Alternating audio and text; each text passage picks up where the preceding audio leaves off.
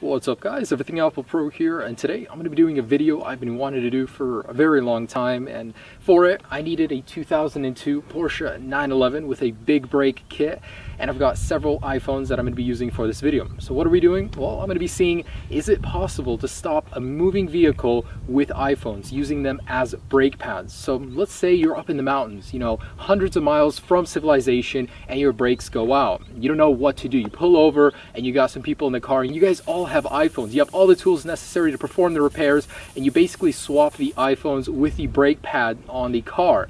I want to see, is it possible to stop a moving vehicle at 20, 40, 60, and so on miles per hour, and at the end of the day to be able to use those phones after using them as brake pads? So what I've got here is a 2002 Porsche 911 Carrera. What this thing basically is, it's a very fun, light, you know, well-balanced vehicle, and I actually run a project with a partner on the side. We work with these 911s on a daily basis, so I've got several of them sitting around. This one I wanted to use it for this video. So we had to upgrade the brakes to a Porsche Turbo caliper because the standard one, it doesn't really fit them very well. We wanted to get the best possible fitment in there. So in the front, we replaced the brake pads with 4 iPhone 5Ss. On one side, they're facing the display, so we sandpapered them a little bit so it'll have a little bit more friction. On the right side, we have them facing the aluminum shell, so we're gonna see how each fares after when we remove them. On the rear of the car, also disc brakes, we have 4 iPhone 4Ss in there. And all of these phones are working, just so you know.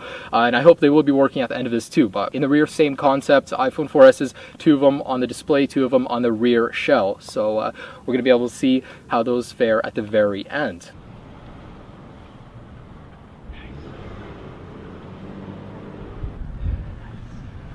Yeah, Apple Maps has officially been here and they're witnessing what we're doing here. All right, so I just thought I'd let you guys know this is extremely dangerous. I'm putting myself at risk because this isn't the brightest idea, but I am out of city limits, so there's no one around here, really just an empty stretch of abandoned road.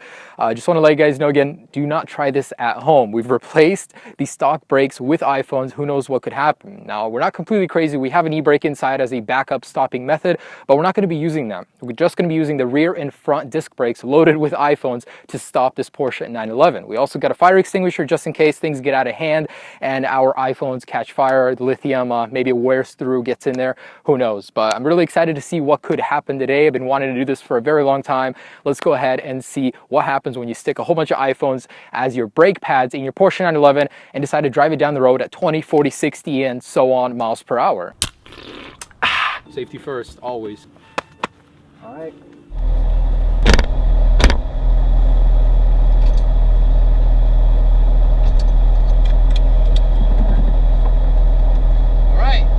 Miles per hour, here we go.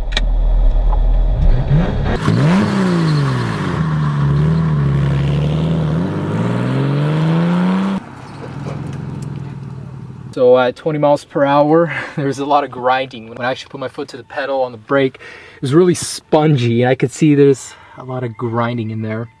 iPhones seem to be okay. Let's go ahead and try 40 miles per hour and see how effective this is at that. I'm a little bit scared, but I'm glad we got a lot of runway here because it's a little scary when you put your foot down on the brake and nothing's happening. It seems to be pretty effective so far. So let's go ahead and up it to 40 miles per hour and see what happens then.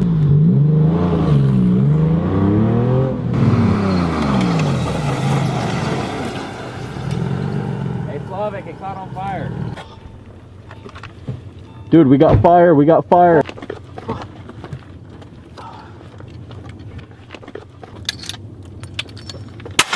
All right, we're good. All right, so that was a little bit scary. We got up to 40 miles per hour. I stopped. It was really, really spongy. And inside I could see the iPhone broke apart, but it did catch fire. And luckily we came prepared, so we were able to put that out. But in there, you can see there's like shrapnel and pieces of iPhone. So beyond 40 miles per hour, I'm a little bit scared for my life. We're gonna do it.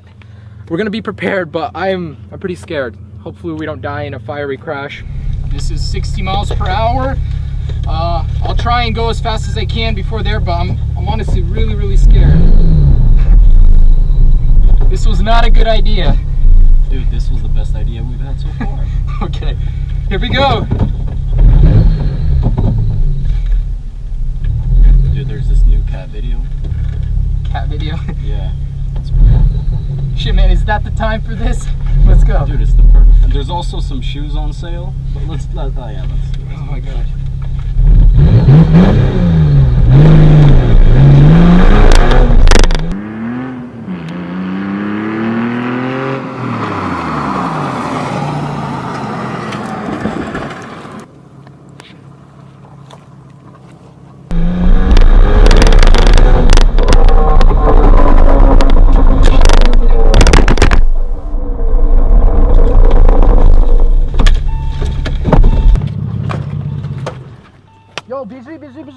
let's go. We got a fire. We good? I hit 60. Did you guys use the e-brake? I had to use the e-brake. Come on, 100 guys. No, they're already all falling apart inside, man.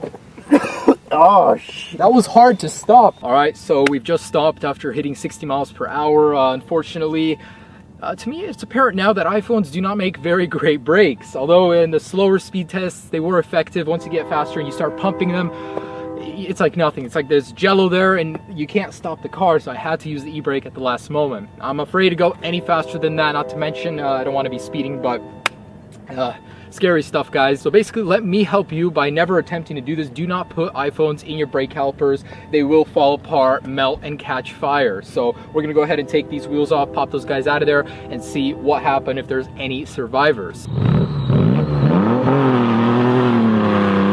Finally stopped. We got the wheels off of this guy and exposed the calipers, so we're ready to take them off and see what kind of damage we dealt to the iPhones. But I can already tell that the iPhone 4Ss are a lot more durable when it comes to being used as brake pads compared to the iPhone 5S model. But anyways, let's go ahead and jump in here and see what happened. Okay, so I'm gonna try and pop these guys out. The pressure was so extensive that it bent the entire casing and broke it apart. That was quite crazy to see. I mean, I'm sure if I plug this thing into iTunes, it would still work, but oh, it works.